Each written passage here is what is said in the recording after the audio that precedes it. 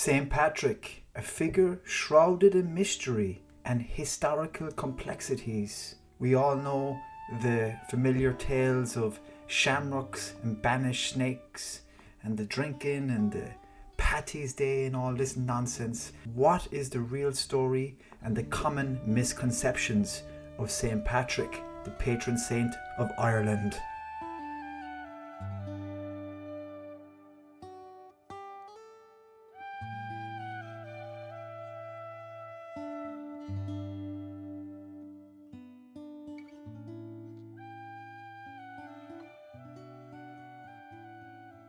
The one thing that we should get immediately straight, and of course most people know this, but there are definitely some that don't realise that Patrick was not Irish.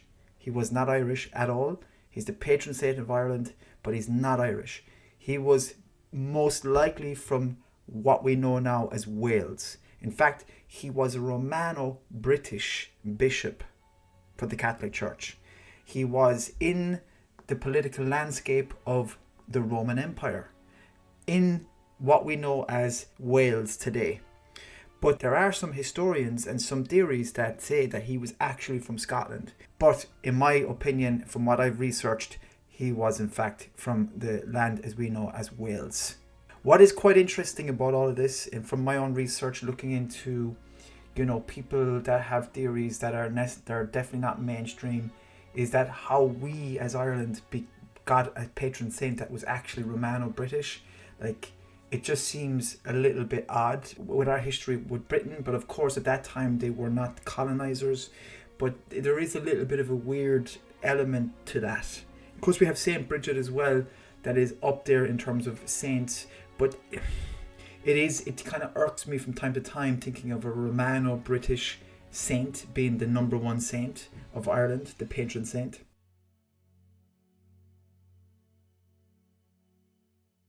Contrary to popular belief, Patrick didn't bring Christianity to Ireland. Evidence indicates that Christian communities existed on the island before his arrival. Furthermore, historical texts mention the presence of bishops, for instance, Palladius, and other Christian figures in Ireland prior to Patrick's mission. Palladius was sent by Pope Celestine I and is recognised actually as the first bishop of Ireland. People don't know this. The pre-existing Christian presence suggests that Patrick's role was less about the initial conversion and more about consolidating and organising the existing faith. The story of Patrick's captivity by Irish pirates or raiders is central to his narrative as recounted in his own book, The Confessio. However, some historians question the veracity of this account. They argue that the narrative might be a literary device, a spiritual allegory rather than the literal historical event. The lack of corroborating evidence from other sources, coupled with the formulaic nature of his writing, lends credence to this theory. While the captivity narrative is deeply ingrained in the Patrick legend, it's important to acknowledge the possibility of it being symbolic rather than factual nature. Further, the concept of pirate is a wide term and raiders is more accurate. And that's not to say that he wasn't taken captive, because in fact there was Irish raiders, many Irish raiders that would raid the west coast of Britain. And actually, in fact, there was a little Irish colony in Wales at one point. But anyway, the point is that it's not to say that it didn't happen, but there is a possibility of it being an allegory instead. Of course, he does talk about something that he did in his past, something that he deeply regrets. Some people think it was murder. Potentially the allegory is to do with him being captive to his sin, being taken by sin, something to do with Ireland. I don't know. It's not to fly in the face of the story and to be ignorant or offensive to it. I'm just looking at the broader context and broader possibilities. Something that's quite often talked about as well is the shamrock and how he used the shamrock to teach that to, say, quote-unquote pagan Ireland. There's no real evidence for this at all. There's no real absolute proof that he did this, and maybe it was a later addition to his story and his legend. Now, the whole thing as well around this is that the problem is we have his own subjective confessio written about him, and that's where we get a lot of the history from. But who's to say that he was telling the truth, it's kind of a little bit of a sketchy thing to take a purely historical record through the lens of the person that's writing it. There's not a huge amount of corroborating evidence to suggest that all of this is completely true. There's not many witnesses that have written accounts themselves, of course. Now, to say that his presence and to say that his effect on Ireland was not great would be ridiculous. There's so many St. Patrick's monasteries, churches, there's so many St. Patrick's schools. St. Patrick's are everywhere, so that he had a huge impact on Ireland. Hey, just a quick break to ask you if you could subscribe, hit the notification bell, and make sure you get the video a like. Honestly, leaving a comment will be great as well, because I want to get back to everybody if possible. This kind of stuff hugely helps the video and the channel grow, so I can make more content for you. So I would appreciate if you take a moment just to do that. Thank you so much. The other thing to note as well is that there is this theory that there was two Patricks, that there was a conflated story of two Patricks, that it was quite impossible for him to actually do what he did in his life, that it was impossible for him to be in all of these places at the same time. I met a guy one time, and I was staying living in a house in Dublin, or in a flat in Dublin, and there was a priest staying there because the other guy was involved with a Catholic kind of worship group. And I met him one morning. I was on my way out to do a film gig, an acting gig or something like that, and he actually gave me a copy of his book, which is called The Two Patricks. Now, I have looked at it's very hard to find this book because I don't know if it was widely published, and I actually lost that as well. But this guy was 100% certain that there was two Patricks, that there wasn't just one.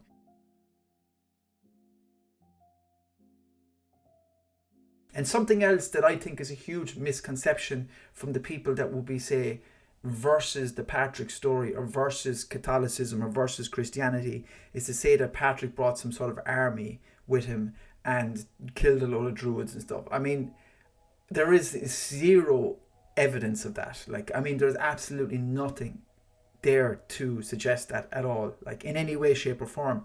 And in fact, it goes back to the thing about Christianity existing in Ireland already before he came here.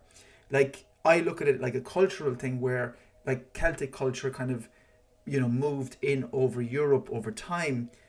People kind of often think we were a big load of Celts that came in, and that was it, we're all Celtic people. In fact, it was more of a cultural thing that swamped the nation in terms of its culture. And I think the same as well for Christianity. Christianity was moving across Europe through the navigation, through the merchants, through the traders, through the raiders, through missionaries, very early missionaries, very early people that traveled and moved in the courts of the kings and brought this idea.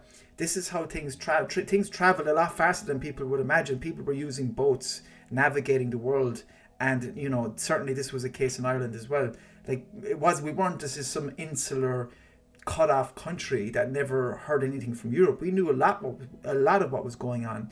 I read one time, I need to check this as well, that Cormac MacArt was quite aware of Christianity himself, the High King of Ireland. I need to check this and try to find the source on this, but they reckon that Cormac MacArt was quite aware of Christianity, and he was most likely alive during the 2nd century AD, because he was alive around the time of Fionn McCool.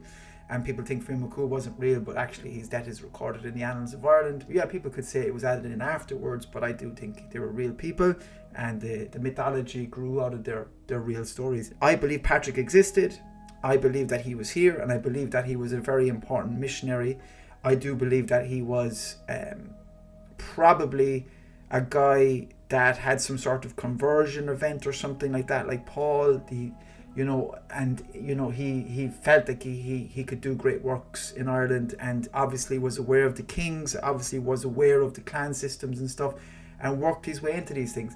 You see, people don't understand that in Gaelic Ireland, strangers and visitors were welcome, especially when they brought good stories and good entertainment, and especially, a stranger was welcome into the clan, they would be welcomed, and Shanachhuis and Fides, the poets and the storytellers, And the traveling traders and merchants, if they had something to offer, they were brought into the courts of the kings. And I do believe that Christian culture became this kind of a thing that people started looking at and were thinking about.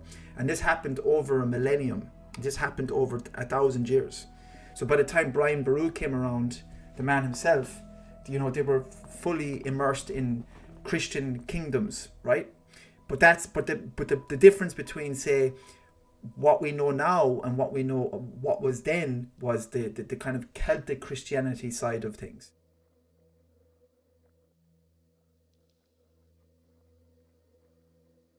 The Catholicism that we have today, there's a lot of theories that suggest that actually the Normans would have brought in that. And that's what there is this kind of negative connotation with Roman Catholicism versus the Catholicism and the Christianity that we had here. And there is this theory that there might have been this huge fight between the Roman Church versus the Irish Church. And there's this theory as well that the Irish Church was creating its own origin story, it did actually. The Irish people, they presented themselves and created a story, whether it be completely fabricated or not. I think everybody's quick to say that it's completely fabricated. Maybe that's the propagandized version that we know today. So the Christians of Ireland had their own origin story dating back all the way back to Noah. There is that kind of theory as well that, the Roman Church, because of the whole thing of the only ever English Pope, the Norman Strongbow, and also the traitor king, Dermot MacMurrough, that this was the beginning, this was the kind of pact between them that began the conquering of Ireland. King Henry II had permission from the Laudabilitor, from Pope Adrian, I can't remember, is it the 5th, but he's definitely the only ever English Pope. He gave him a document to say that, you would have lordship over Ireland and the church becomes the Roman Church in Ireland, because Ireland is doing its own thing, its own autonomous thing. So, to kind of wrap this all up in a nutshell, I am very neutral about the Patrick story, where I don't believe he was some sort of like conqueror, but I don't believe he was some sort of like ultimate reason for the conversion. I think he was somewhere in between in terms of being a very strong, huge emphasis on the Christian culture and Christian religion becoming very synonymous with Ireland, but it would take hundreds of years more of it to be totally ingrained. And a lot of the story probably became mythologized, much like other people's stories, especially around that time, because he was living in the 5th century. That's my little take on St. Patrick, probably a little bit different to your other Patrick videos. St. Patrick, the conqueror or the ultimate missionary? Would you believe me? Oh yes.